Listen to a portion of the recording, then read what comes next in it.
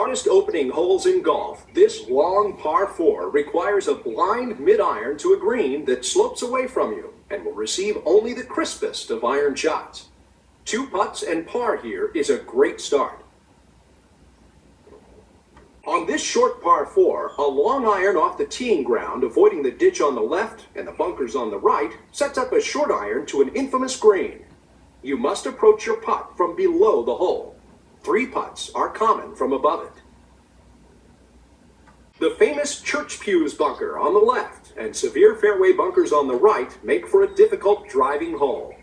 A good drive sets up a short iron to an elevated but fairly flat green by Oakmont standards that slopes slightly away from you towards the back. The church pews again penalize an errant drive left, and bunkers in the right rough are very severe. However, for the long hitters, this par 5 is reachable in 2 and definitely a birdie hole. Anything from a long iron to driver off the tee will leave you with a short approach into this green, which is very undulating and makes putting difficult. But there should be some birdies here, as it isn't a very long hole.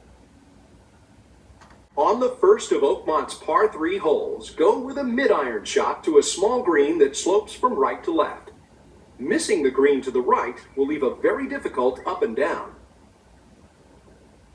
A good drive on this longish par 4 leaves a long iron to another severe green that slopes from left to right. To miss the green left can be disastrous. Par is a great score on this difficult par 4.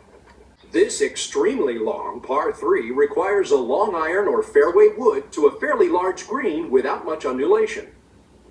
A bunker called Sahara, some 100 yards long, sits to the left of the green, making the tee shot very intimidating. This very difficult blind uphill driving hole has a severe ditch left and severe putt bunkers right. This pivotal hole was converted to a long par 4 for the US Open. The huge, severely undulating green also serves as the practice putting green. This par 4 features yet another downhill narrow driving lane with severe fairway bunkers right and left. A short iron follows to a very difficult green that slopes from front right to back left. 4 is a great score here.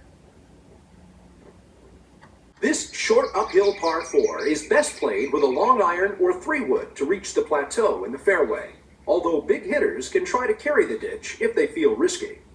The short iron approach shot is to a flattish green that slopes from back to front. Typically a 3-shot hole, this final par 5 is the toughest one at Oakmont.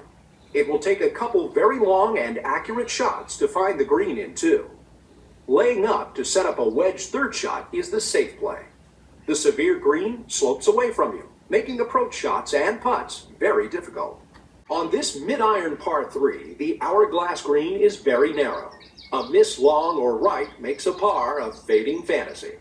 Stay below the hole to have a better chance for a birdie putt.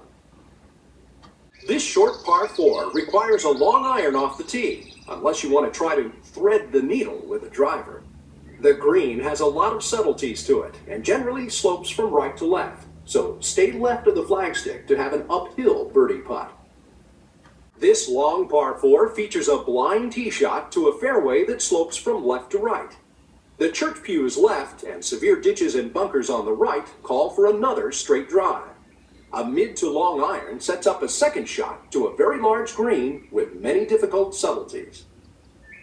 Number 16 is a long par 3 which has a fairly large green that slopes from left to right. To miss this green to the left is asking for some serious trouble. Although some players can drive this par 4, severe bunkering 50 yards from the green will make you think twice before trying to do so. Either a long iron and wedge over big mouth or a driver to the green makes this hole very exciting.